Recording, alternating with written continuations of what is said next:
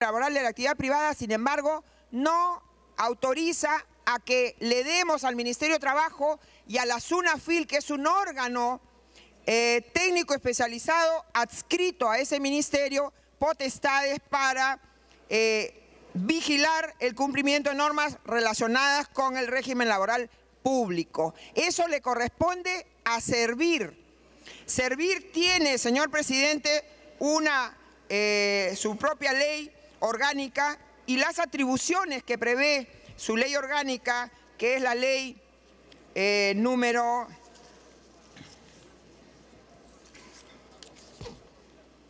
Perdón, presidente, la ley del Servir es el decreto legislativo número 1023, establece que le compete a Servir la fiscalización y sanción de todos los incumplimientos laborales para los trabajadores del régimen laboral de la actividad pública. Por lo tanto, este proyecto tiene que ajustarse a ello y eliminar esta confusión de querer involucrar al SUNAFIL en el régimen laboral público. Luego, presidente, advierto aquí cuando se habla del Consejo Directivo en el artículo 8º y en el artículo 9º, se dice en el artículo 8º que los integrantes del Consejo Directivo del SUNAFIL son designados por resolución suprema refrendada por el Ministro de Trabajo y Promoción del Empleo. Daría la impresión que el Ministerio de Trabajo va a determinar quiénes son. Sin embargo, en el artículo 9º se dice que esos miembros del Consejo Directivo son propuestos por el Ministerio de Trabajo, uno por la SUNAT, otro por la Presidencia del Consejo de Ministros y otro en representación del Seguro Social de Salud, ESalud. Presidente, aquí en el inciso C del artículo 9º, del inciso 9.1, se agrega esto a propuesta de la autoridad Servir. El representante de la Presidencia del Consejo de Ministros no tiene que ser un representante de Servir. Reitero, hay que separar, independizar esta norma de lo que significa Servir. Entonces hay que ajustar aquí eso y redactar de tal manera que se vea de que el Ministerio de Trabajo sí refrenda la resolución suprema que define los integrantes del Consejo Directivo, pero lo hace recibiendo las propuestas o en base a las propuestas de los entes que aquí se señala. De otro lado, sería bueno prever, cuando se habla de un periodo de 3 años, sabemos de casos de algunos representantes o algunos directivos de empresas públicas que, según los medios de prensa, se han parado en seco cuando les han dicho que les han quitado la confianza. Y entonces, prever un periodo de 3 años, si bien luego se establece que la pérdida de confianza puede ser una causal de vacancia, habría que ajustar bien la redacción de modo que no se entienda que los 3 años son años forzosos, porque sabemos por lo que ha señalado la prensa que hay algunos altos funcionarios directivos de empresas públicas que han dicho: yo no me muevo de la empresa pública porque yo tengo 3 años que cumplir. Entonces, que quede eso muy claro, presidente. De otro lado, presidente, se ha mencionado en el artículo 14, cuando se habla de la remoción de confianza del superintendente de SUNAFIL, como causal de vacancia se pone pérdida de la confianza de la autoridad que lo designó. La autoridad que lo designó sabemos quién es el Ministro de Trabajo, o mejor dicho, el Presidente de la República con la refrendación del Ministro de Trabajo. Obviamente que el Ministro de Trabajo es el responsable legal y político de esa designación, por lo tanto, debería decirse pérdida de confianza por el Ministro de Trabajo, ¿no? Porque esa es la autoridad que es la responsable de su designación, no obstante que se trate de resolución suprema que rubrica el presidente de la República. De otro lado, presidente, se ha mencionado que esto de considerar en el artículo primero, perdón, en el artículo tercero, en el artículo tercero, en el párrafo segundo, de que serán los gobiernos regionales encargados exclusivamente de la inspección en el caso de las microempresas, mientras que para la autoridad nacional queda la fiscalización y la supervisión y sanción de empresas distintas a las microempresas. Se está considerando esto por algunas personas como si fuera violatorio de la Ley General de Descentralización, que señalaría entonces que es irreversible la asignación, la transferencia de competencias. Aparte, presidente, de que no pueden haber leyes eternas y que una ley se modifica con los mismos requisitos con la que se da, existe el hecho concreto, presidente, de que el Congreso tiene que dar normas para regular la vida tal como ella se viene dando. Ya un congresista ha señalado lo curioso, lo grave que es que, por ejemplo, hasta el momento, teniendo los gobiernos regionales en sus manos las tareas de inspección laboral, sin embargo, existen gobiernos regionales con tanto dinero y con tanta bulla, como el de Cajamarca, presidente, que no tiene contratado ningún inspector laboral hasta el momento, ni para inspeccionar micro, pequeñas, medianas, ni grandes empresas. ¿Qué quiere esto decir, presidente? Que tanto lío con la empresa Yanacocha, que yo no tengo por qué defenderse, defenderá ella sola. Es obvio que el gobierno regional de Cajamarca ni siquiera ha realizado una inspección en esa empresa. ¿Qué es esto, señor presidente?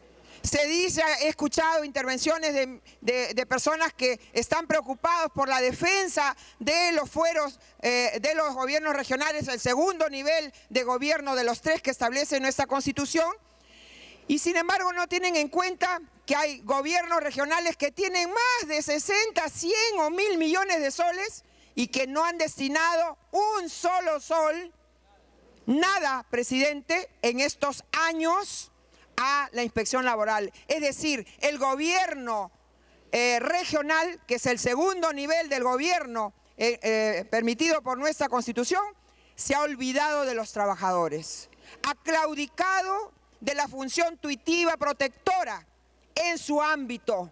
¿Qué queremos? ¿Que eso siga?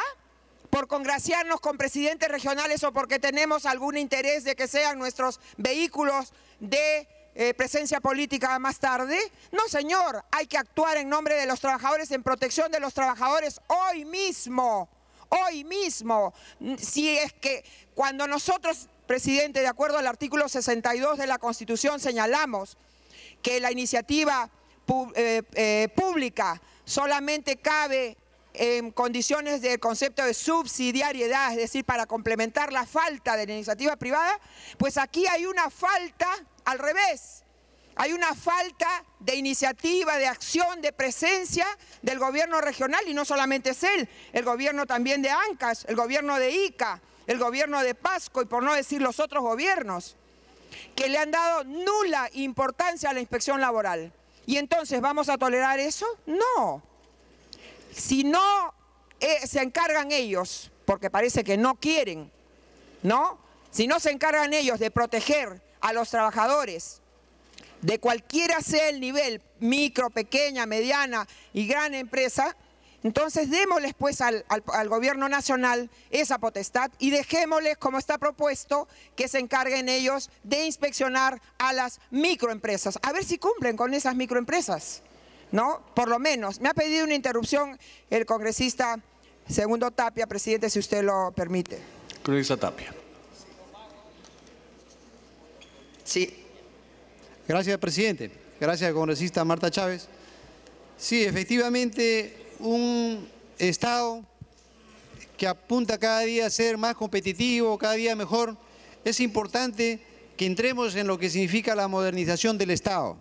Y para eso sí es importante el cumplimiento del convenio 81, y siempre hay que estar del lado también del trabajador. Por tanto, es importante mencionar que haya una inspección suficiente y especializada. Aquí en el Perú tenemos un inspector por cada 15.000, lo ideal según la OIT, pero en el Perú tenemos un inspector por cada 40.000.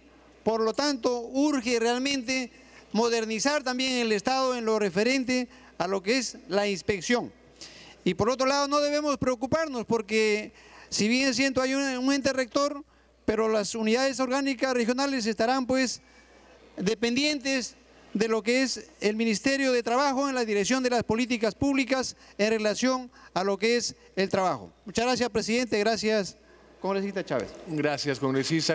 Congresista Chávez, para terminar. Entonces, para concluir, este proyecto es muy importante y yo lamento que haya una comisión que estoy convencida no tenía por qué conocer la materia de fondo como comisión principal. Este es un tema netamente laboral.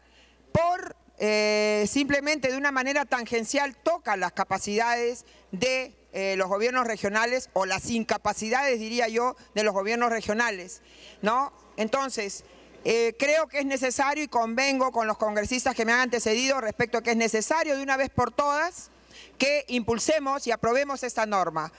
El hecho de que, señor presidente, se pueda modificar una función que se le asignó originariamente a los gobiernos regionales, pero que en los hechos no han asumido, no han cumplido, no puede haber vacío, no puede haber, señor presidente, cambiando lo que hay que cambiar, no puede haber por vacío, en este caso de la acción del Estado, la desprotección de gran número de trabajadores que trabajan, prestan servicios en los ámbitos de los gobiernos regionales. Si sus gobiernos regionales no cumplen con fiscalizar y protegerlos, tendrá que hacerlo el gobierno central. El día de mañana, cuando se vea que hay una situación distinta, entonces podremos modificar la norma. Pero hoy es necesario, y aquí están los índices de los inspectores con que cuenta cada gobierno regional. El único que tiene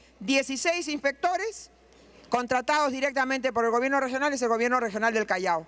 Después de ahí pasa a gobierno regional de Lima Provincias con 7 y termina en 0 para el gobierno regional de Cajamarca, señor presidente. Eso no es posible. Gracias. Gracias, congresista Chávez. Congresista Delgado. Muchas gracias, presidente. Creo que estamos frente a una propuesta tremendamente importante y esperada por todo el país y particularmente por los trabajadores. Millones de trabajadores que han sufrido las consecuencias de un mercado laboral informal donde se han burlado sus derechos por décadas. Somos uno de los países con mayor informalidad en el mercado laboral. Y aquí estamos frente a una oportunidad para fortalecer la institucionalidad, fortalecer los mecanismos de fiscalización y exigir el respeto a los derechos laborales de millones de trabajadores. Pero nos sorprende, presidente, escuchar aquí defender competencias y no defender derechos, porque bajo el argumento de que al crearse esta superintendencia se concentra capacidades para fortalecer precisamente el mecanismo de fiscalización, entre comillas, restringiendo o quitando funciones y competencias a los gobiernos regionales, lo que pretendemos hacer es seguir debilitando este sistema. ¿Acaso dotando de más dinero a los gobiernos regionales vamos a mejorar los sistemas de fiscalización? Eso es falso, presidente. Por una razón muy sencilla.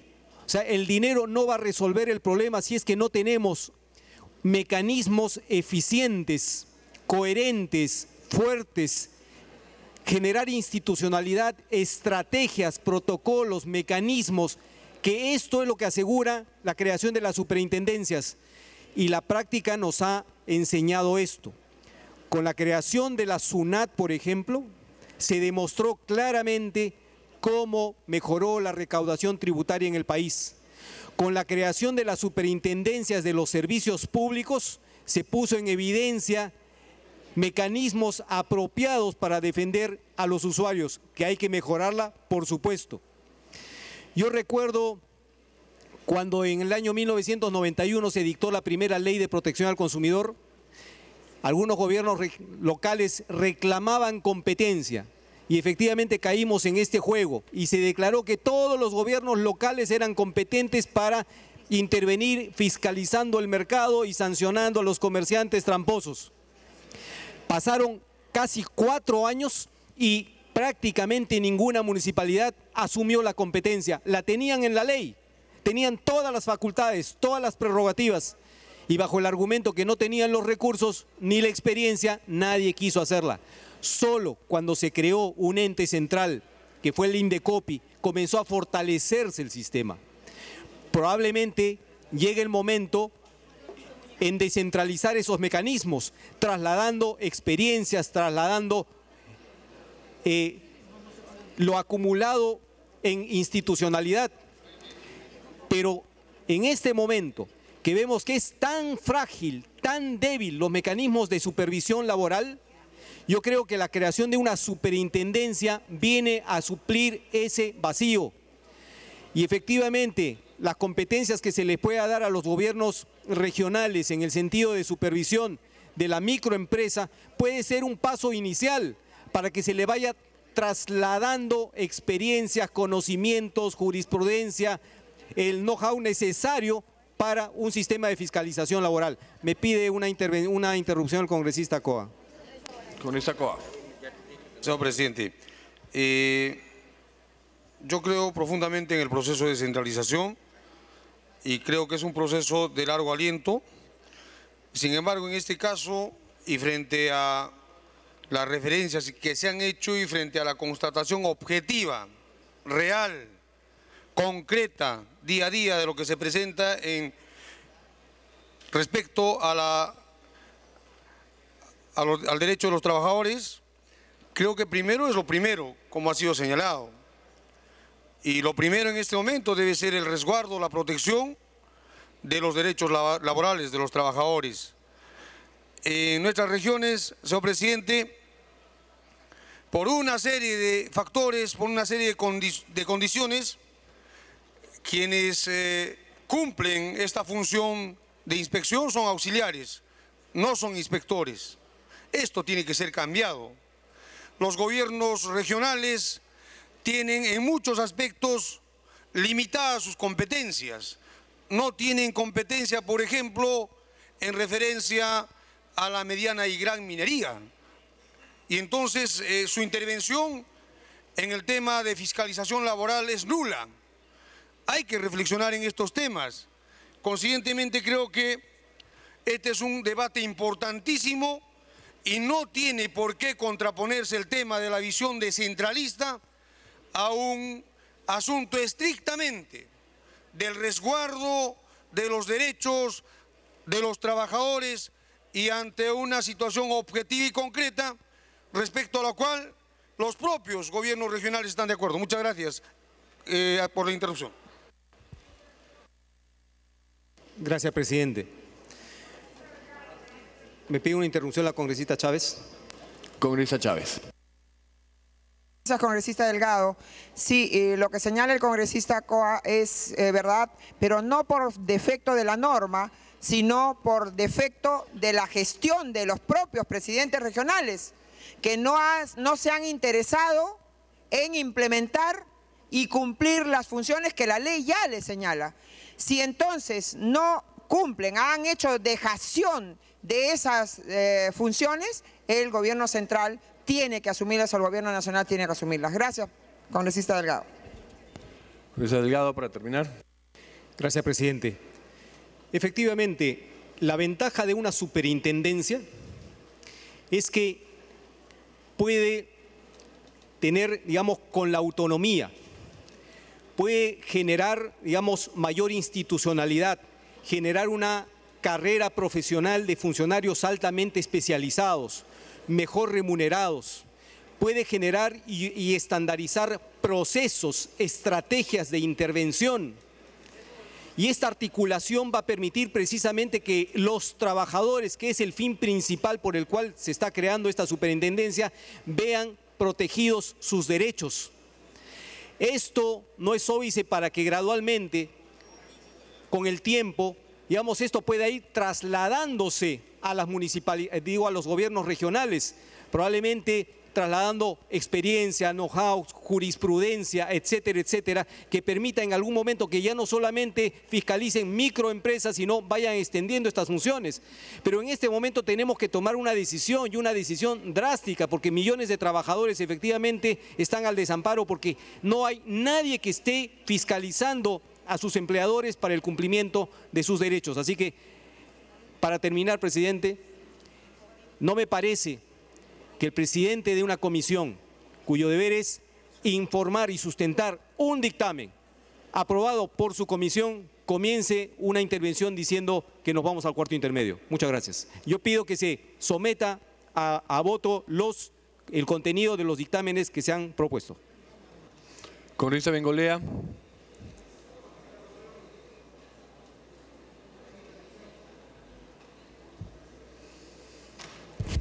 Gracias, presidente. Congresista Bengolea, le están pidiendo una interrupción. Encantado, con mucho gusto. Congresista Descansé. Gracias, señor presidente. Señor presidente, yo creo que está muy claro de que hay un déficit notorio en materia de lo que es la inspección laboral. Creo que está muy claro también que hay un déficit en el funcionamiento de los gobiernos regionales en ese terreno. No me parece correcto que no se ponga sobre la mesa que parte de ese déficit tiene que ver con la prohibición de nombrar por concurso público, mientras que ahora se exonera de todo mecanismo de control presupuestal la contratación, que es un factor que por supuesto que fortalece. Pero lo que me parece que es indiscutible en la propuesta es que la propuesta no tiene la voluntad de incorporar en el proceso a los gobiernos regionales, porque les deje el tema de la microempresa y, por ejemplo, lo saca del tema del consejo directivo. El proyecto podría perfectamente incorporar el proceso de descentralización al interior de la creación de la superintendencia y podría, como ha dicho el congresista Delgado, con todo sentido, tener una propuesta donde, fortaleciendo una superintendencia nacional con presencia regional, esta presencia regional pueda ir fortaleciéndose en esa perspectiva. El dictamen no tiene esa característica. Y dos, tiene la dificultad de que deja el tema de la microempresa, que implica más del 85% de la mano de obra del país, librada a una instancia que funciona con la lógica anterior. Entonces creo que el proyecto puede ser, reconociendo la necesidad de una superintendencia nacional que cumpla una función de vigilancia y control, un proyecto que incorpore el rol de lo regional en este terreno a nivel de consejo directivo y a nivel de distribuir de otra manera las atribuciones, señor, de las funciones de inspección. Gracias. Puede iniciar, congresista Bengolea, una interrupción del congresista Mulder. Presidente, yo creo que el debate va produciendo ya puntos de acercamiento por la propuesta que hace el congresista Díaz Canseco, que me parece pertinente, es decir, encontrar un punto en el que no se sienta una colisión con lo que puedan ser los reclamos de los gobiernos regionales, haciendo que de todas maneras se incorpore este esquema de una superintendencia fortalecida y autónoma, pero también buscando mecanismos en los que las atribuciones de los gobiernos regionales puedan ser respetadas y no sientan ellos que están menoscabo. El problema que estoy viendo, presidente, es cómo se va a materializar eso, porque el vicepresidente de la Comisión de Trabajo, que no está presente, dijo que ha aceptado un cuarto intermedio, y el presidente de la Comisión de Descentralización ha sustentado una posición contraria al propio dictamen y no está recogiendo los puntos de vista de su modificación. Entonces, creo que, muy a pesar mío, presidente, estando de acuerdo con lo que ha señalado el congresista Delgado, en el sentido de que el voto podría resolver esto, pero buscando que se pueda aglomerar el mayor número de congresistas a favor, un cuarto intermedio con el compromiso de que pueda ser resuelto hoy día mismo, a efectos de que puedan buscarse elementos de juicio que permitan recoger esos planteamientos, presidente, y lleguemos a un punto de consenso. Congresista Bengolea. Gracias, presidente. ¿Me pide, congresista Acuña, otra interrupción? Ya concedió las 2 interrupciones. El segundo orador seguramente le concederá. Gracias, presidente. Bueno, yo sí tengo a pesar que los amigos del nacionalismo probablemente estarán en mi contra, como estuvieron en el seno de la comisión, más allá de por qué llegó no la de descentralización, yo en eso puedo estar de acuerdo, ¿no? Era un tema para trabajo, pero bueno, llegó a la comisión de descentralización. Y debo decir, presidente, que más allá de los esfuerzos que a mí me constan del antiguo presidente de la Comisión de Descentralización y de sus asesores, tal vez por la composición de la misma, el año pasado la Comisión de Descentralización se convirtió en realidad en una comisión de centralización, porque todo lo que aprobaban y discutía era quitarle facultades a los gobiernos regionales, era cargar de facultades al gobierno nacional. Por eso pregunté más de una vez y vuelvo a preguntar en este pleno si esta comisión es de descentralización o de centralización. Porque a la luz de lo que hizo todo el año pasado, todos fueron proyectos que lo que hacían era quitarle fuerza a los gobiernos regionales. Eso como punto primero de referencia. Y en esa línea, presidente, es que hago mi reflexión en el sentido de sí pensar que esta norma lo que está haciendo efectivamente es ir en contra del proceso de regionalización. Alguna vez escuché que alguien defendía y decía que esta norma no iba en contra de la irreversibilidad del proceso de descentralización. Y yo me hago una pregunta elemental, presidente. Si se le da a los gobiernos regionales determinadas facultades y luego, por la razón que sea, se les quita, ¿eso no es ir en contra? ¿Eso no es retroceder? Porque si no es retroceder, explíquenme qué cosa es. Claro que es retroceder, por la razón que sea, presidente. Lo que yo reclamo en todo caso es claridad en los argumentos y que digan de frente, mirando a la Cámara, miren, en realidad el proceso de regionalización no está funcionando, las regiones no funcionan y por tanto estamos en contra. Y probablemente se les aprobará, no lo sé, pero que lo digan de verdad. Es decir, lo que no les admito es que me digan, estamos a favor de la regionalización, pero vamos a quitarle esta facultad y esta y esta y esta y vamos a seguir generando burocracia estatal, centralizada, limeña, todo para el gobierno nacional. No, señor, lo que yo he encontrado en este año es que hay una vocación por ir en contra del proceso de regionalización. Me dicen que no está funcionando, me dicen que no está caminando bien. Bueno, pues, revisemos cómo hacemos para que funcione bien. Yo he escuchado de algunos gobiernos regionales que hay un problema de recursos para poder implementar la supervisión. Veamos dónde esto es cierto, porque en algunos casos estoy seguro que es ineficiencia de los gobiernos regionales, pero en otros probablemente sea falta de recursos. Yo tengo reportes, por ejemplo, que este tema funciona en Tacna. Tengo reportes que el tema funciona en La Libertad y hasta en Arequipa, a pesar de lo que acabo de escuchar. Hay un documento del gobierno regional de Arequipa que dice que ha recaudado por concepto de multas 3 millones de soles. Es decir, que la cosa viene caminando, bien, mal. En algunas regiones funcionará bien, probablemente en muy poquitas, y probablemente la mayoría esté funcionando mal. Pero el hecho de que esté funcionando mal, presidente, no puede hacer que como Estado estemos tratando de dar marchas y contramarchas permanentemente. O estamos de acuerdo en la regionalización y avanzamos hacia ella, o digamos que no estamos de acuerdo de una vez y nos dejamos de hipocresías. Porque en esto hay que tener políticas de Estado. No se puede pensar una vez que uno llega al gobierno, no, por ahora, mientras como yo soy un iluminado y ahora yo soy el gobernante, todas las facultades para mí. Y después volvemos a pelear por la regionalización. No, señor, la regionalización en ese punto fue bastante clara y por eso es que yo sostengo, presidente, que esta es una norma, otra norma más centralista de burocracia limeña que parte del falso principio de decir en provincia no saben hacer las cosas. Allí hacen todo mal. Los gobiernos regionales no sirven, por tanto, papá gobierno tiene que intervenir desde Lima para resolver todos los problemas. Y sí, pues, es cierto el ejemplo que se puso con relación, por ejemplo, al tema del tribunal de fiscalización laboral, cuyo nombre no recuerdo, porque es cierto lo que se apuntaba. Apuntaba bien el congresista Mulder, y tiene razón, que obviamente todos estos tribunales son pues descentralizados, en el sentido que si uno está en Maynas, litiga en Maynas, y si uno está en Tarapoto, litiga en Tarapoto, correcto. Pero y si apela, digamos, perdí allí en Sánchez Cerro, en donde me encuentro, perdí en Caima, en donde me encuentro, y entonces tengo que apelar. Y si apelo, ¿a dónde tengo que venir? A Lima, pues. ¿Eso no es centralista? ¿Eso no es alejarse del trabajador? Porque a mí me dicen que se están acercando al trabajador. Yo creo que se están alejando del trabajador. Eso es obligarlo al trabajador a movilizarse. Claro, si la cosa va bien no tendrá que hacerlo, pero si va mal y necesita ir a solicitar su derecho, tendrá que venir a la capital y más de uno no lo hará, presidente. De manera que aquí no se están acercando a los trabajadores, se están alejando de los trabajadores. Pero por lo demás, presidente, y a propósito de una frase que escuché, por cierto, trasnochada, lamento no poder dar la interrupción, congresista, me encantaría, pero no me lo permite la presidencia, me acaba de decir que no. Y precisamente porque voy a hacer referencia a una frase suya, me disculpará. Pero yo sí rechazo, presidente, esa frase trasnochada de pretender decir, ¿no es cierto?, que algunos están con los trabajadores y otros en contra de los trabajadores. Por Dios, o sea, ya dejemos de enfrentar a peruanos contra peruanos. Acá yo creo que, para comenzar, yo creo que todos somos trabajadores. Los aquí presentes y los peruanos somos todos trabajadores. Esa vieja idea, ya absolutamente superada, de que la clase de los trabajadores, por Dios, todos somos trabajadores y todos tenemos que defender los derechos de los trabajadores, que es en el fondo defender los derechos de nosotros mismos y de nuestra gente más cercana. Pero bueno, haciendo esa salvedad y volviendo al tema que nos ha convocado, presidente, no señor, no es lo mismo.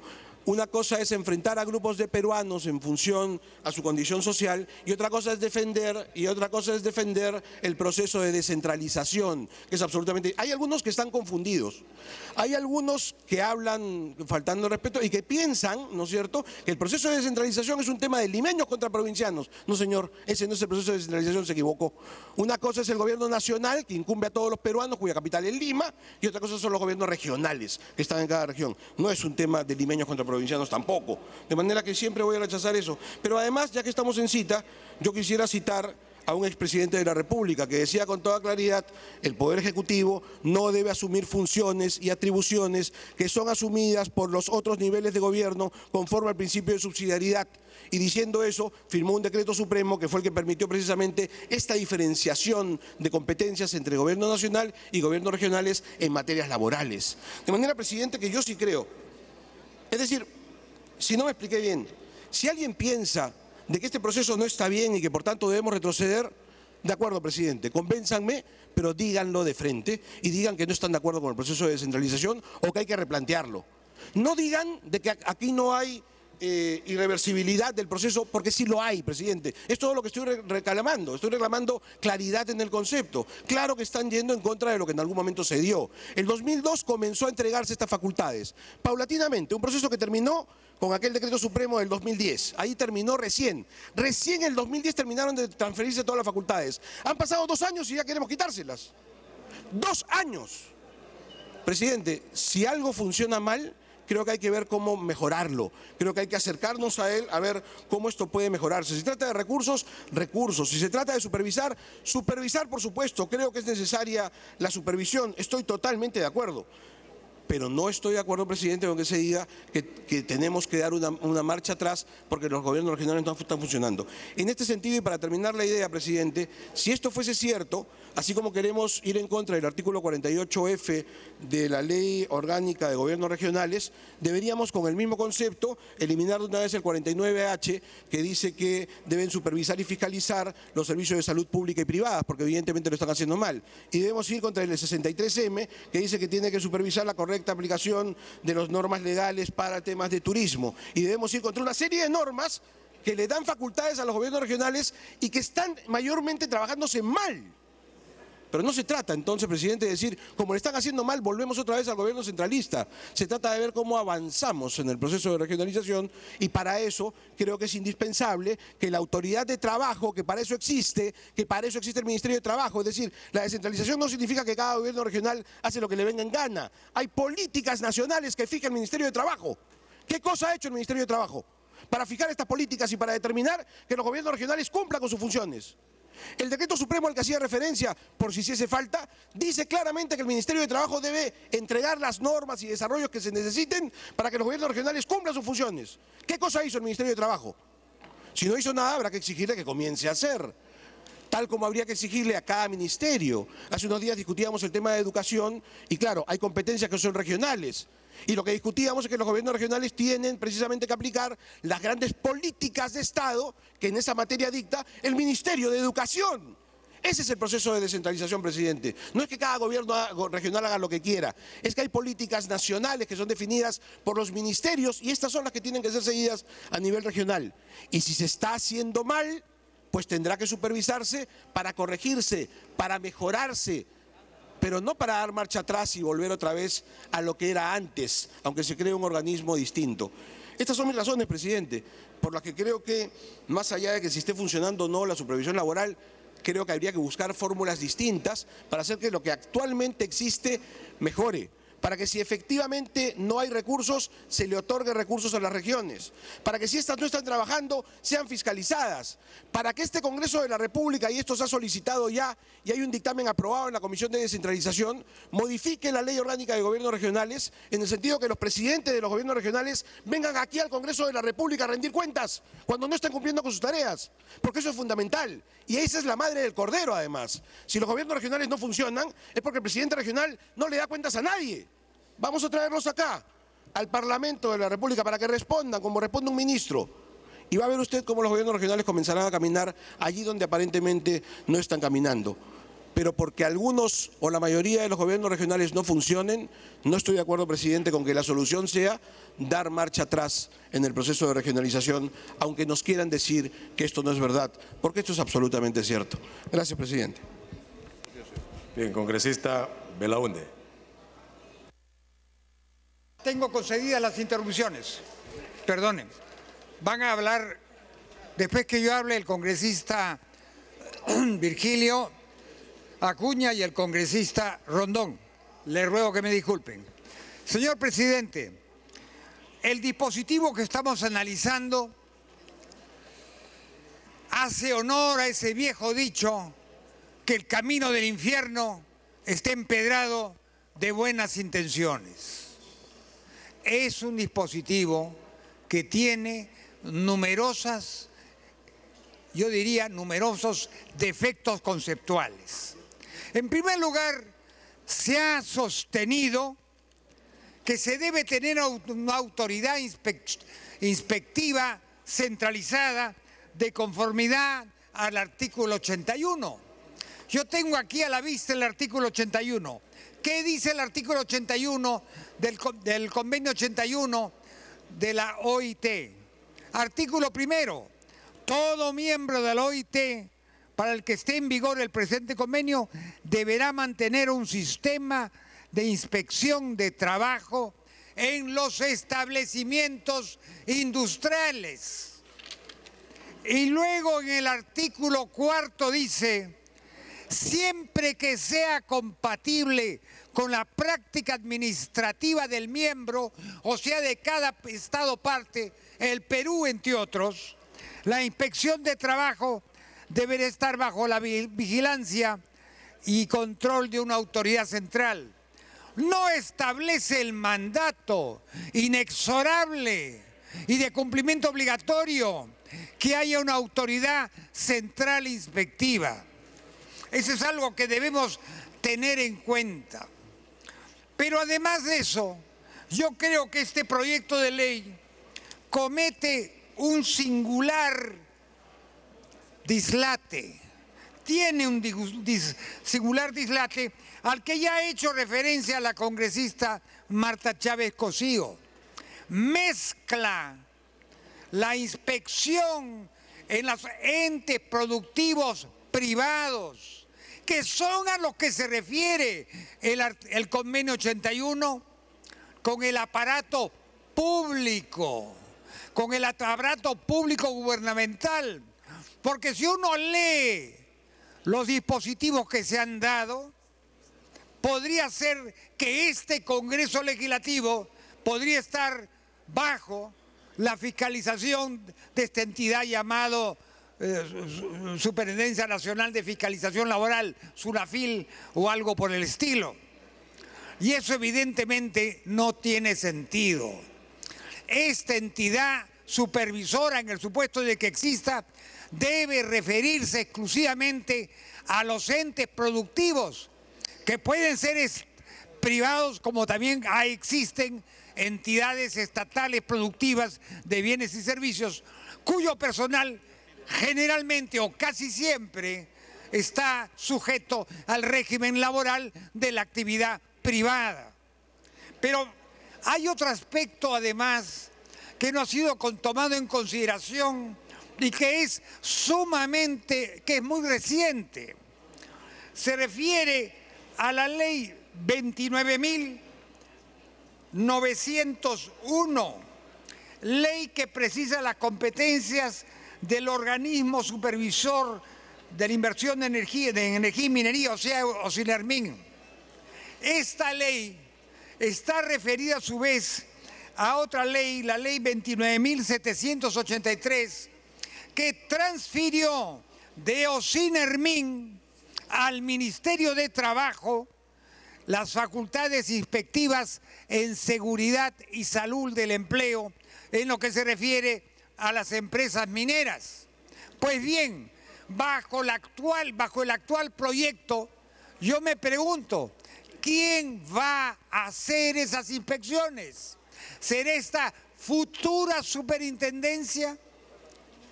¿O será OSINERMIN en el ámbito que le corresponde sobre la seguridad estructural de los establecimientos mineros?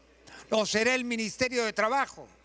Y otro aspecto fundamental es cómo queda el propio Ministerio de Trabajo con relación a esta eventual futura entidad.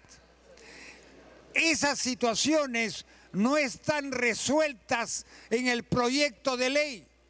Y se ha dicho que hay un reclamo de los gobiernos regionales y que quieren de alguna forma que no se plasme este proyecto de ley en la forma del actual texto sustitutorio.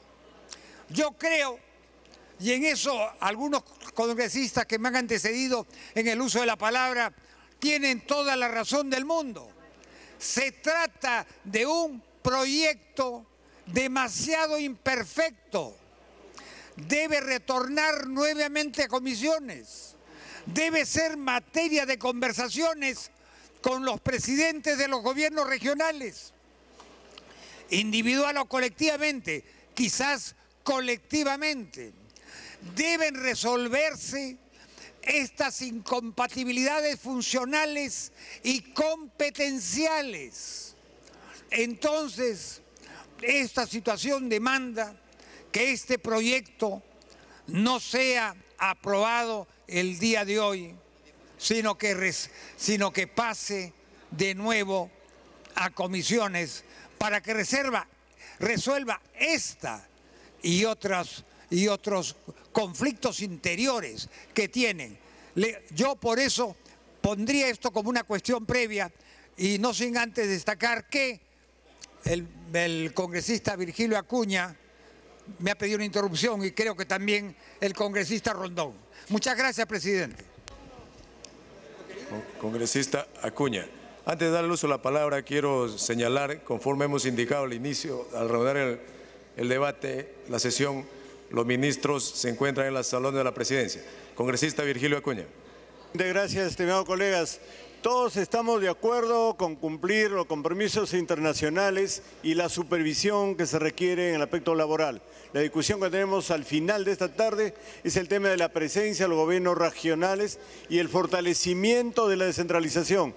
Por eso, colega, yo planteo que en el Consejo Directivo, que son 5 miembros, que van 2 del Ministerio de Trabajo, 1 del Ministerio de la Presidencia, 1 de la SUNAT, ahí se plantea un representante de los gobiernos regionales y un representante de los gobiernos locales. De esa manera tendríamos la presencia tanto de los gobiernos regionales como de los gobiernos locales en el Consejo Directivo. Y estando en el Consejo Directivo trasladarán ellos la presencia y la necesidad de los gobiernos regionales y locales. Por lo tanto, colegas, en lo que vaya de las discusiones, planteo que en el Consejo Directivo se coloque un representante de los gobiernos regionales y un representante de los gobiernos locales. Gracias, presidente.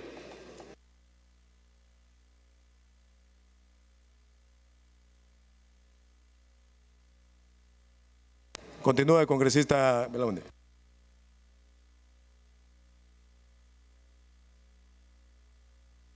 Congresista Belaunde, ¿concluyó? Presidente, es la vuelta a comisiones de este proyecto, particularmente a la Comisión de Trabajo, y lo he planteado como cuestión previa. Bien. Vamos a marcar asistencia para voltear la cuestión previa de vuelta a comisión.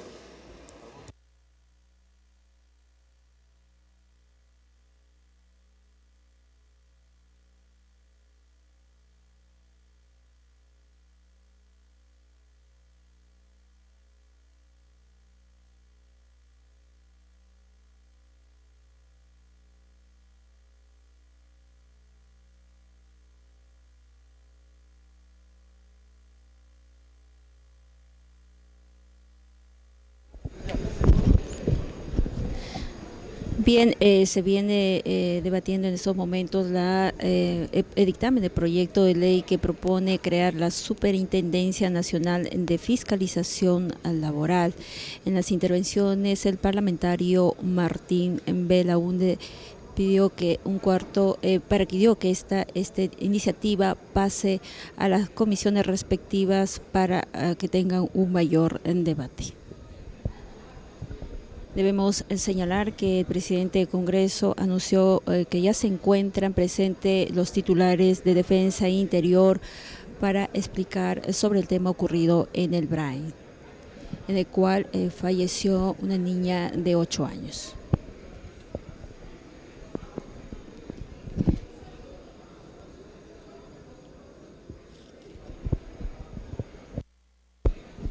En estos momentos los parlamentarios registran la asistencia respectiva para posteriormente realizar el voto solicitada por el congresista Martín Belaúnde.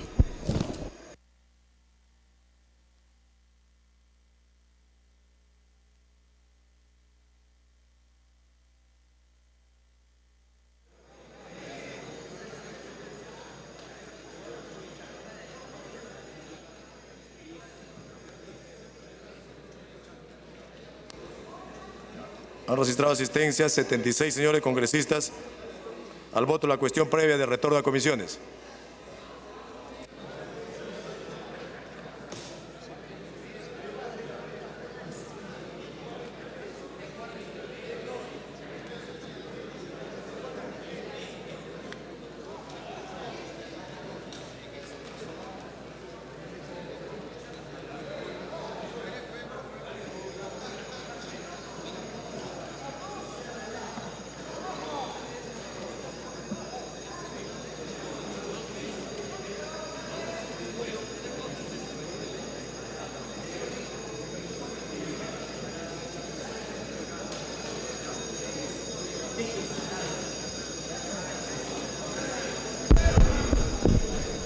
Debemos señalar que esta iniciativa, según el artículo 106 de nuestra Constitución, su aprobación requiere del voto favorable de por lo menos la mitad más uno del mismo legal de los congresistas, porque se trata de modificación de una ley orgánica. En el debate debemos señalar que el presidente de la Comisión de Descentralización y de Trabajo también solicitaron para que los gobiernos regionales envíen su propuesta sobre el tema.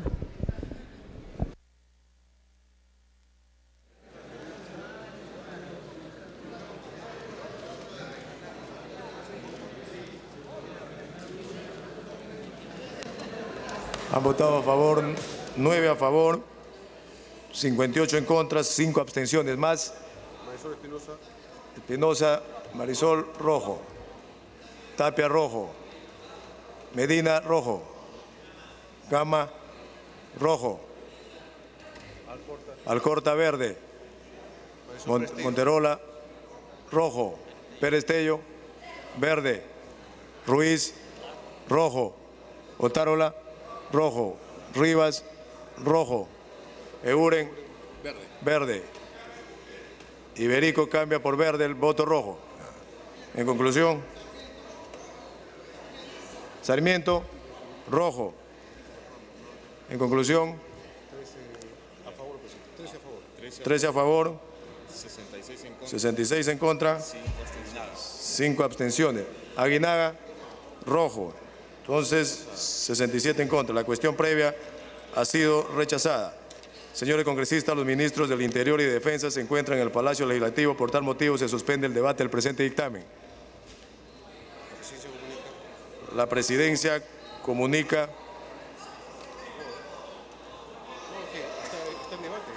Está en debate, señores.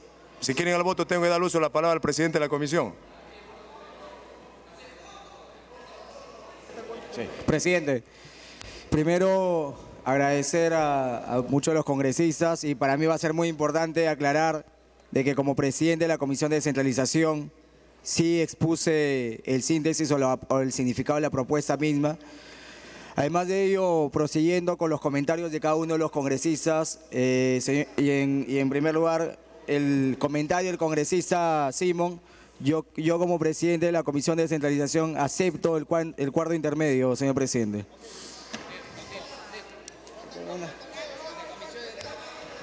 Aceptado el cuarto, se va a abrir el cuarto intermedio.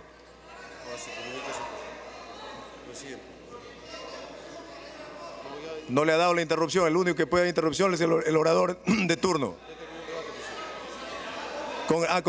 No le digo al congresista Lescano, al congresista León. Congresista Lescano, te uso la palabra. Sí, señor presidente.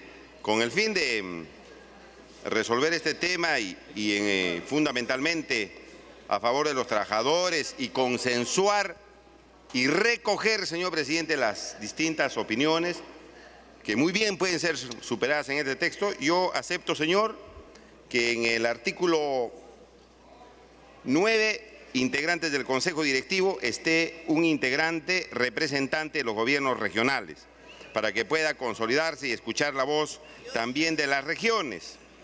En segundo lugar, señor presidente, y con esto se atendería la preocupación de los colegas que han indicado que los gobiernos regionales también debían tener participación en esta materia de inspecciones laborales.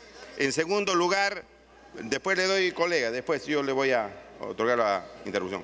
En segundo lugar, en la observación que hizo la congresista Marta Chávez, estamos incluyendo en el artículo 18 de ente rector un párrafo final, señor presidente, que diga: en el caso de los servidores públicos, la Superintendencia Nacional de Fiscalización Laboral, SUNAFIL, coordinará con la Autoridad Nacional del Servicio Civil, SERVIR, en el ámbito de su competencia para la correspondiente fiscalización.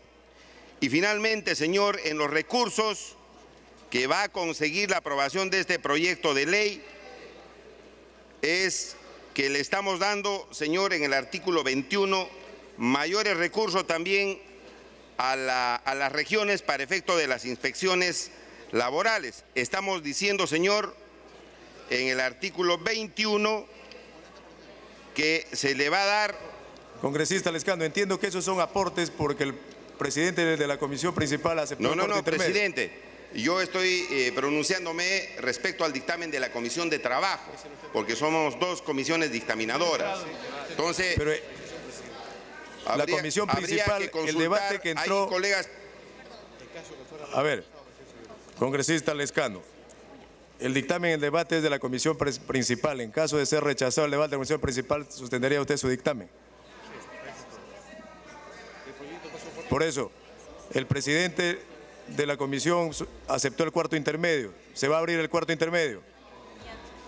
La presidencia comunica el retiro de firmas de las mociones de orden del día número 43, 44 y 4298, que proponen respectivamente las interpelaciones a los ministros de Transporte y Comunicaciones y de Energía y Minas, en razón de lo cual, por incumplimiento del inciso A del artículo 83 del reglamento, ambas mociones pasan al archivo.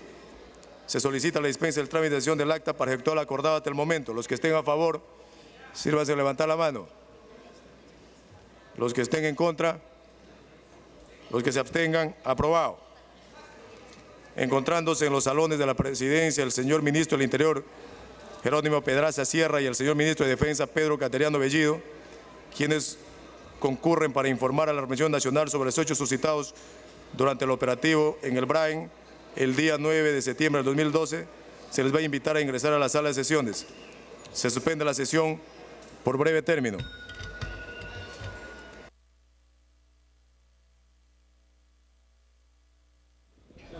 Bien, debemos señalar que la representación nacional debatió la iniciativa que propone crear la Superintendencia Nacional de Fiscalización Laboral, que fue sustentada por los presidentes de la Comisión de Descentralización y de Trabajo.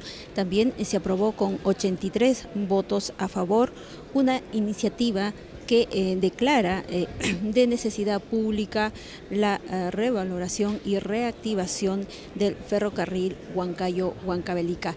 Y efectivamente, hablando sobre el tema, nos encontramos con el congresista William Monterola de la región Junín. Congresista, se ha aprobado una iniciativa de necesidad pública del ferrocarril Huancayo-Huancavelica. En estos momentos, ¿cómo se encuentra? Sí, Hoy hemos aprobado en el Pleno del Congreso la ley que declara de necesidad pública la revaloración y reactivación del ferrocarril Huancayo-Huancavelica, más conocido como el tren macho, que tiene como adagio, sale cuando puede y llega cuando quiere.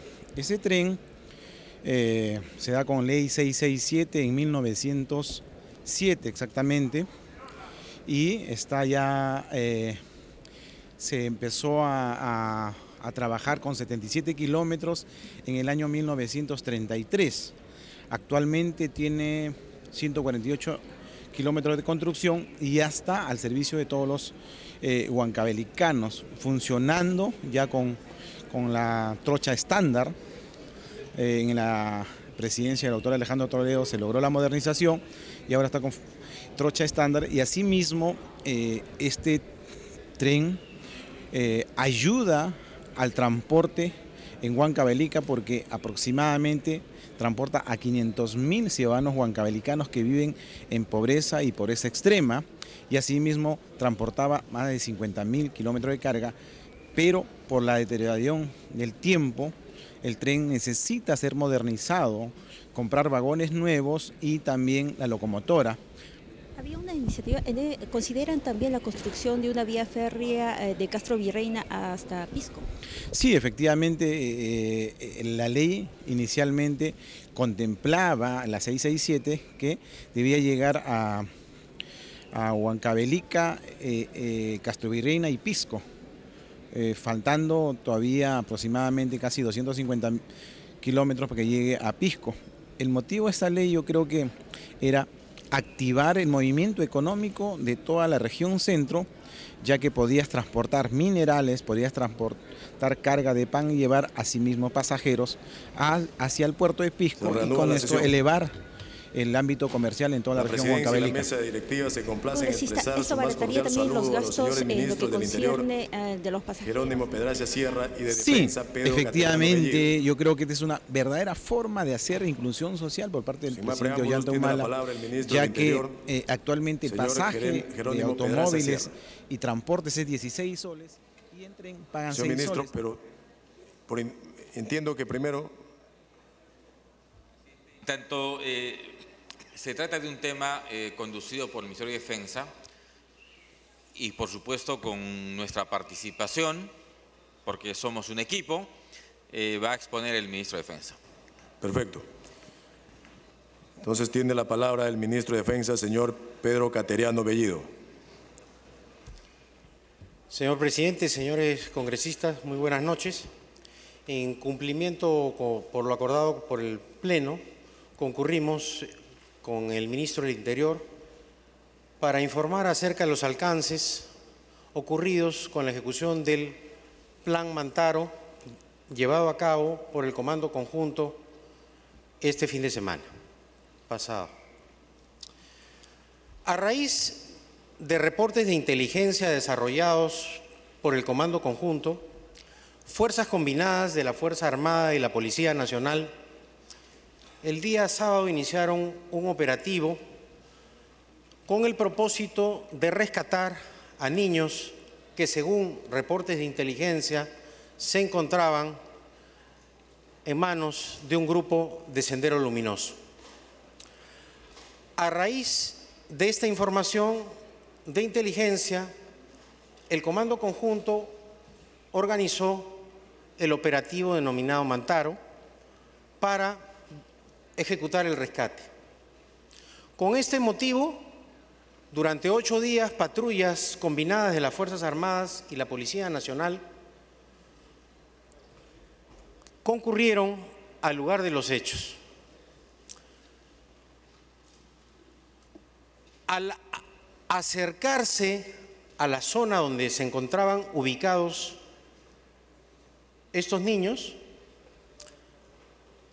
a la distancia se observó la presencia de delincuentes terroristas que previamente no se tenía información sobre su presencia. Con este nuevo contexto, los miembros de las Fuerzas Armadas y la Policía Nacional diseñan cómo van a realizar el operativo para tomar y capturar a los delincuentes terroristas ubicados en esa zona. Es así que, en primer término, se logra detener a la delincuente terrorista llamada Amalia. En ese momento, lamentablemente, un perro lugareño que se encontraba cerca del lugar donde se produjo la captura, ladró y alertó a los integrantes de Sendero Luminoso que se encontraban al interior de la vivienda, entre los cuales estaba el denominado camarada Oscar. ¿Interrupción? Entonces, el terrorista, alertado por el ruido, inicia su fuga disparando indiscriminadamente y repeliendo, por lo tanto, el ataque de las fuerzas combinadas. Es en este contexto en el cual, producida ya la captura de Amalia y el enfrentamiento entre las Fuerzas Armadas y la Policía Nacional contra el terrorista Oscar, que logra fugar. Culminada esa fuga, las Fuerzas Armadas y la Policía Nacional ingresan a la vivienda y es ahí donde detienen a Aquila Paucarcaja Vega, de 28 años de edad, que es encontrada con 3 de sus hijos.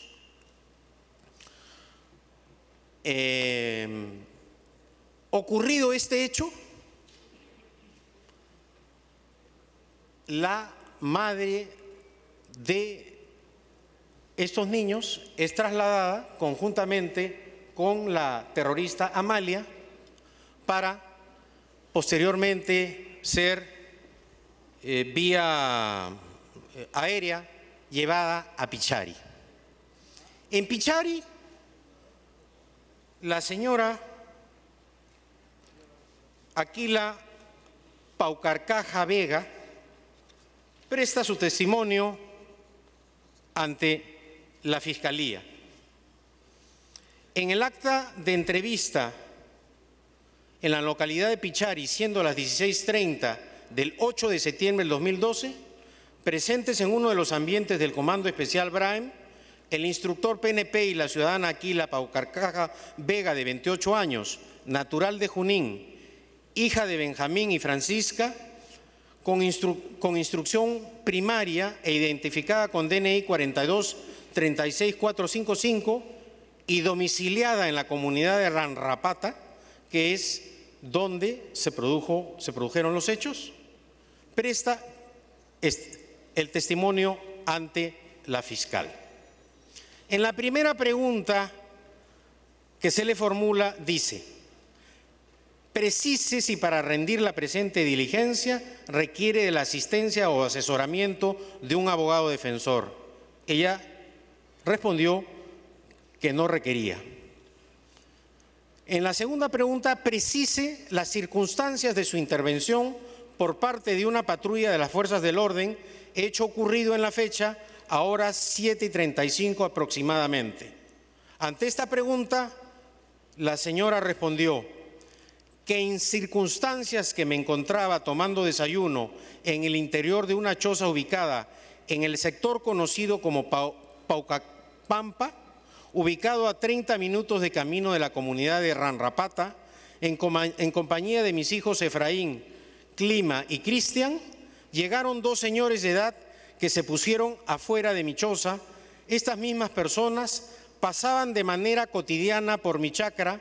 En esos momentos escuché que mi perro ladró, los 2 sujetos se pusieron atentos y luego se pusieron a correr con dirección hacia la quebrada. Seguidamente se produjeron disparos quedando en mi choza cuidando a mis hijos. Después de algún tiempo que no puedo calcular, llegaron los militares y me dijeron que me quedara en el mismo lugar y también me preguntaron por las dos personas que se habían escapado. Las personas que se habían escapado, una de ellas era el delincuente terrorista Óscar, que se encontraba en el interior de la vivienda.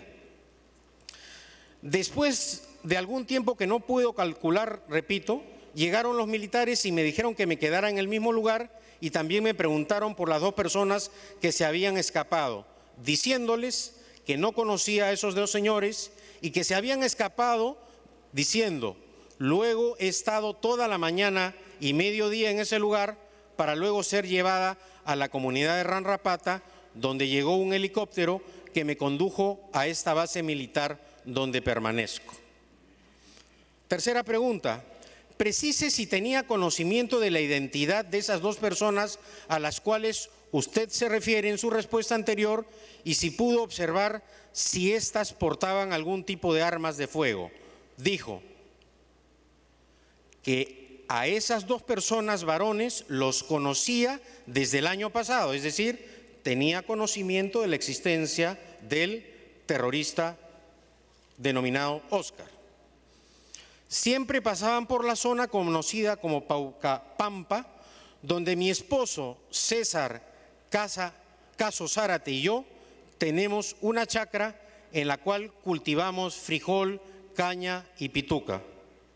Vale la pena aclarar de manera ilustrativa que el señor César Caso Zárate, esposo de la señora, tiene orden de requisitoria emitida por el juzgado de Pampas por presunta participación en la muerte del señor Julián Pando Pacheco, ejecutado en el anexo Soledad Huachocolpa el año 2009, es decir, vinculado a un atentado terrorista. Asimismo, mujeres vestidas de ropa oscura y con el cabello corto me ayudaban a trabajar la tierra. Esas mujeres pertenecían al mismo grupo de las señoras de edad, desconociendo sus nombres. Ellos a mí me llamaban señora y yo los trataba como tíos, ya que es un signo de respeto a las personas mayores. Dentro de este grupo se encontraba la denominada camarada Amalia, convicta y confesa terrorista de Sendero Luminoso, como más adelante vamos a acreditar. En la cuarta pregunta señala: precise si el día de ayer, 7 de septiembre de 2012, llegaron personas extrañas a la comunidad, a su vivienda rústica ubicada en el sector Paucapampa. Dijo que el día de ayer, en horas de la mañana, siendo las 8 aproximadamente, pasaron por mi chacra dos señoras vestidas de ropa oscura y cabellos cortos, quienes llevaban chafles, las mismas que me saludaron y me dijeron si podían pasar por mi chacra, prosiguiendo su camino con dirección hacia la quebrada que es conocida por el pueblo como Pauca. Preguntaba: precise si tiene conocimiento que se haya producido bajas por parte de los delincuentes terroristas y o miembros de las fuerzas oficiales durante el enfrentamiento armado producido en sus terrenos chacra ubicados en el sector Paucapampa, Ranrapata. En la fecha dijo: no sé nada de eso. Repito, la señora responde que no sabía nada de eso. Sexta pregunta: precise si conoce a la persona de sexo femenino que se le presenta a la vista cuando la fiscal le enseña la foto, la misma que indica que su verdadero nombre es Isabel, desconoce sus apellidos y tiene como seudónimo el nombre de Amelia, es decir, la terrorista de Sendero Luminoso, convicta y confesa, y que tiene el nombre de Amelia, de 18 años de edad aproximadamente, estatura de 1,50 m, con textura delgada, cabello corto, ascendencia asháninca y con polo y pantalón color azul. De ser cierto, indique en qué circunstancia la ha conocido. Dijo que dicha persona la he visto anteriormente en compañía de una mujer. No recuerdo el mes ni las circunstancias por la zona de Paucapampa. Asimismo, el día de ayer, en horas de la mañana, vi pasar por mi chacra con dirección a la quebrada de Paucapampa. En esa oportunidad se encontraba sola. No tengo amistad con ella. Sé que está con el grupo de personas que son de esa organización terrorista, ya que no es pobladora de la comunidad de Ranrapata. Es decir, la señora tenía conocimiento de la presencia de esta terrorista y de este grupo de terroristas que circulaban por la zona. Ante la séptima pregunta formulada por la Fiscalía, precise las características físicas que presentan las dos personas varones que lograron fugarse de la persecución de las Fuerzas Armadas y policiales en circunstancias que en la fecha, en horas de la mañana, se encontraban cerca a su chacra en el sector conocido como Paucapampa. Dijo que la primera persona era viejo de 50 años, delgado, usaba gorro, estatura alta, cara delgada. La segunda persona era viejo de 50 años, también barbudo, con textura delgada, también usaba gorro color negro. Una de esas personas a las cuales hacía referencia era el delincuente terrorista denominado como Oscar. Octava pregunta, precise del panó fotográfico que se le presenta a la vista, donde se observan 6 imágenes de personas de sexo masculino. Si reconoce a alguno de ellos de ser así, indique en qué circunstancias los ha conocido.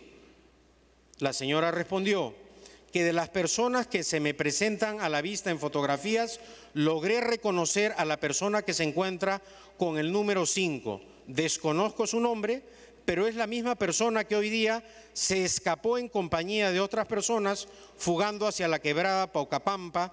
Es la persona que he referido, que usa mucha barba, y en anteriores oportunidades también lo he visto por mi chacra, y el año pasado también ha llegado a la comunidad de Ranrapata.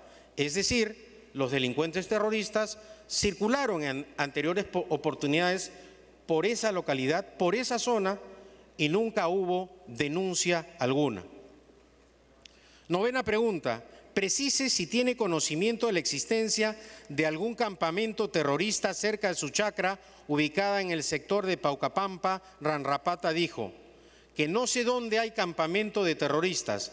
Esas personas extrañas del pueblo a las que me he referido salen del monte, quebrada Paucapampa, desconozco dónde se ubican. Décima pregunta, precise si en alguna oportunidad ha recibido charlas o adoctrinamiento político relacionado a los lineamientos que sigue la organización terrorista Sendero Luminoso, que opera en el Braem y que son liderados por los delincuentes terroristas José y camarada Raúl. Dijo, no me han hablado. Preguntaba, diga, precise a qué actividades su esposo César Caso Zárate. Dijo que mi esposo trabaja en la chacra realizando actividades agrícolas, pero al encontrarse delicado de salud, mi suegro se lo llevó a la selva, creo a Satipo, hace aproximadamente una semana, para que lo haga curar. Décima-segunda pregunta, precise usted si como pobladora de Ranrapata ha sido amenazada o intimidada o coaccionada por parte de los integrantes de la organización terrorista Sendero Luminoso, que opera en el Braem, con el fin de que los apoye brindando alojamiento, alimentación u otra forma de apoyo. Dijo que nunca me han amenazado. 13. Preguntado, diga, precise si durante su intervención por parte de las fuerzas oficiales, Fuerzas Armadas y policiales, ha sido violentada, amenazada o coaccionada con el fin que no denuncie algún hecho o maltrato sufrido. Dijo que nunca me han amenazado. En esta manifestación que libremente la señora brinda ante las autoridades, en ningún momento denuncia la desaparición o la muerte de su hija. Es más, guarda silencio, no señala el hecho.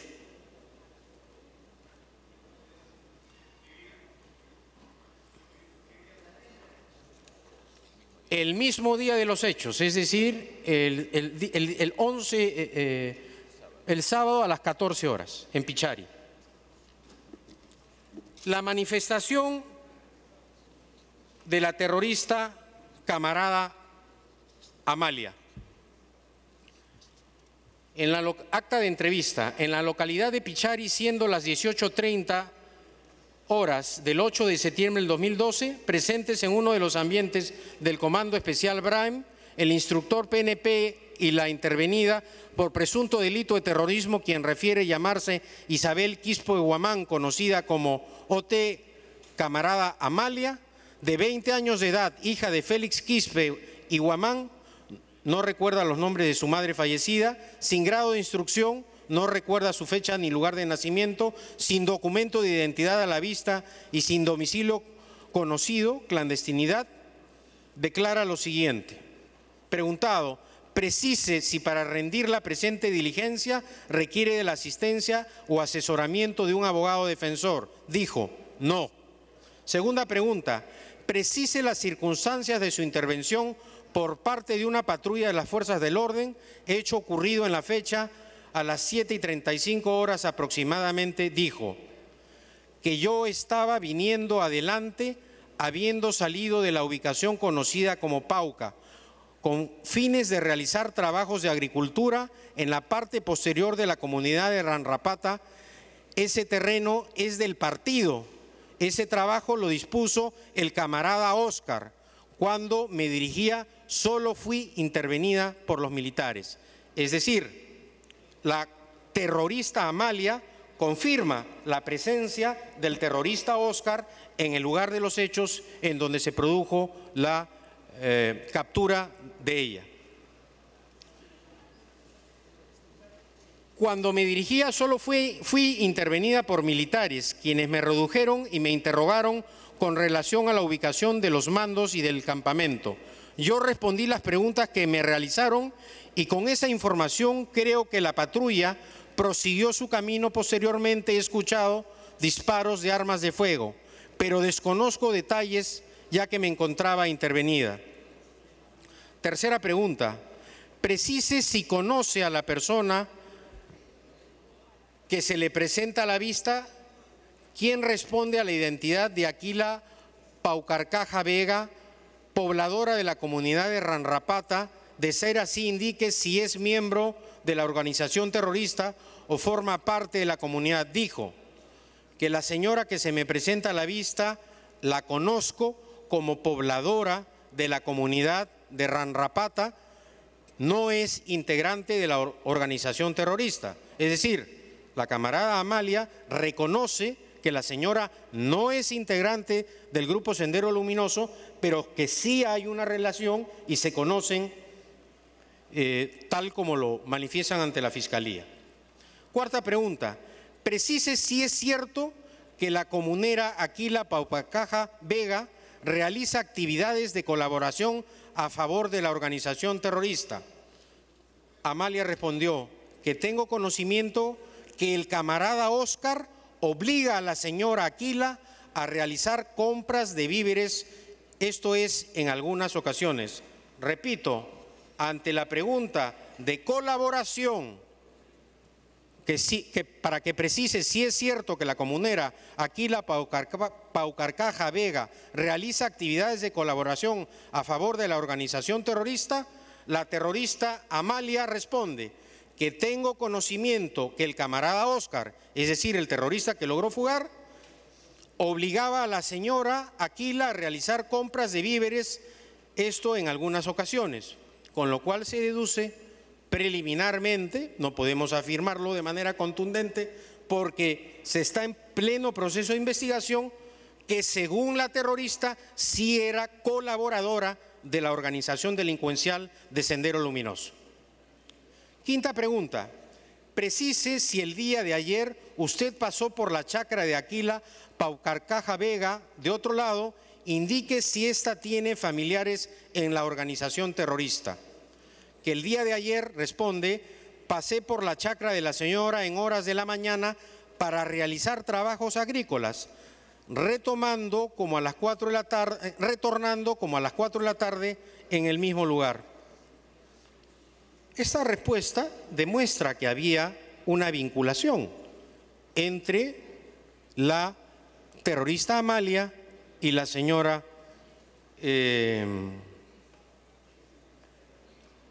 mencionada.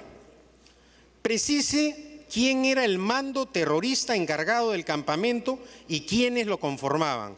Dijo lo siguiente: que el mando terrorista encargado del campamento ubicado en el sector conocido como Pauca es el camarada Julio Pucañahui. Sigue el camarada Oscar y los compañeros Alfredo, Marco, Julio, Ochapo y Héctor. Asimismo, había un contingente de 18 mujeres y 10 niños. Así sucesivamente,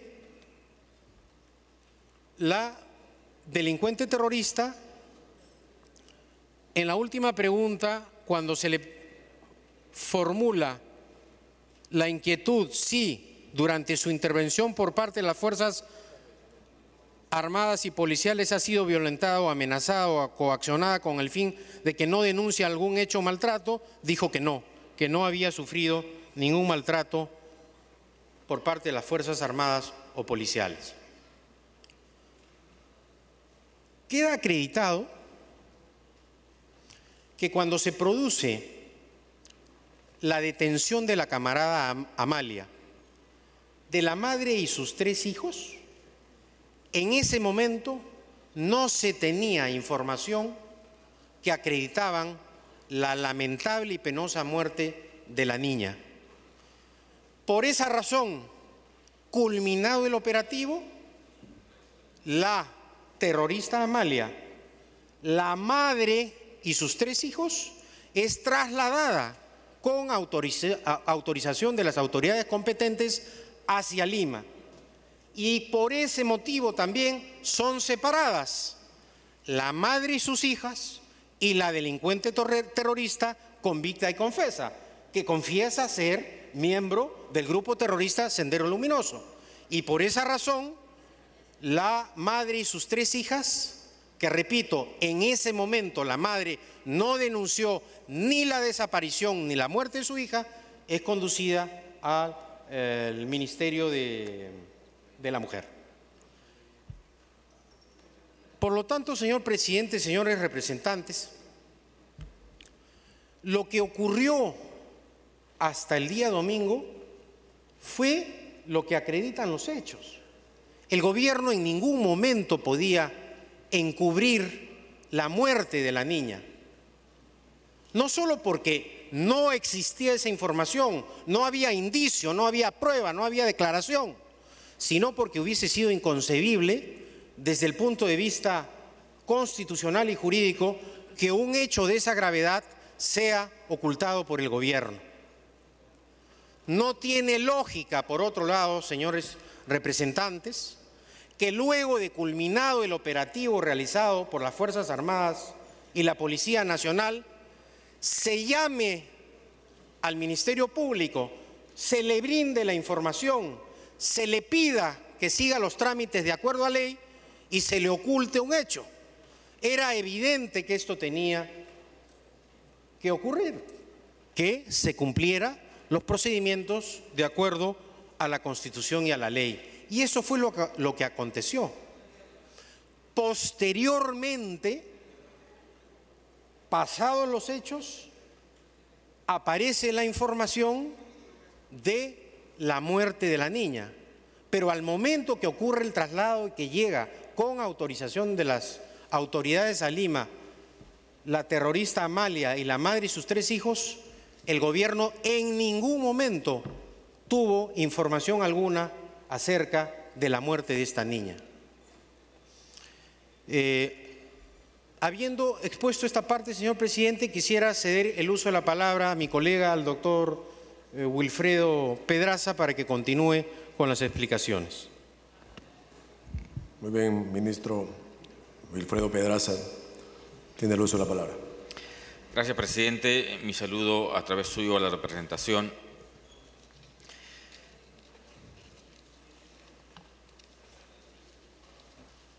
Cuando las Fuerzas Armadas y Policías, presidente,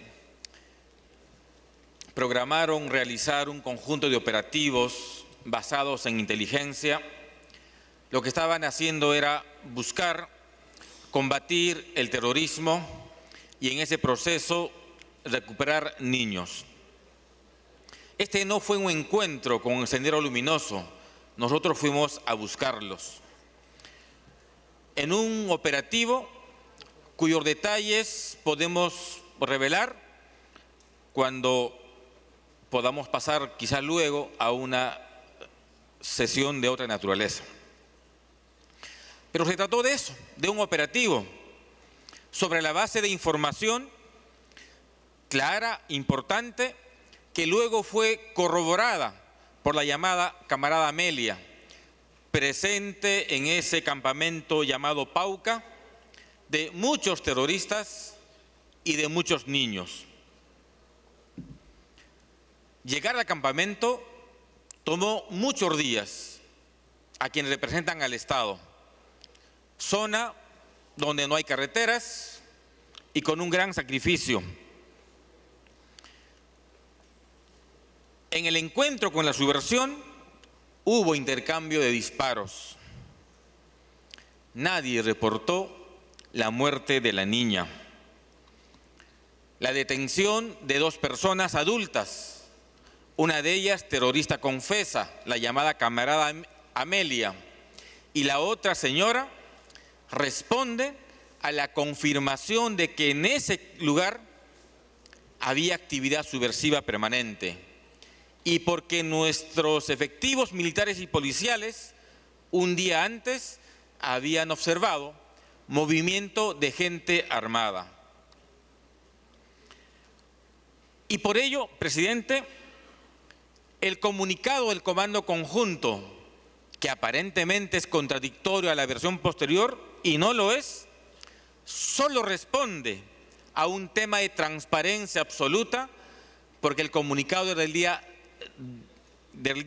siguiente del operativo, que da cuenta de la detención de 2 personas y de los 3 niños que vienen con las 2 personas adultas a la ciudad de Lima. La investigación efectuada en las 24 horas posteriores permiten confirmar que la llamada camarada Amelia tiene vinculación directa con el terrorismo.